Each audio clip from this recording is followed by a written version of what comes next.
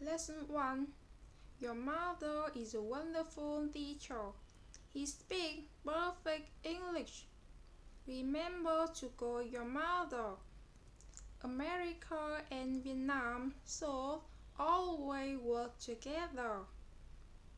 Lesson 2. Why should we master this language?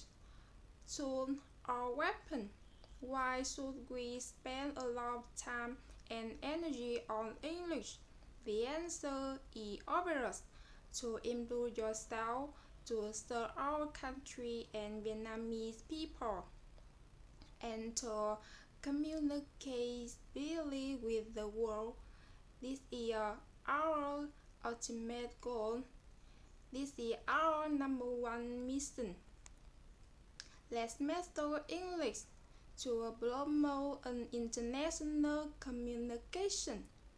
Let's master English to spare Vietnamese language and culture.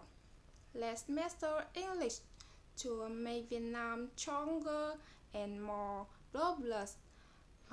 Let's master English to make our future brighter. Let's master English to make our world a better place.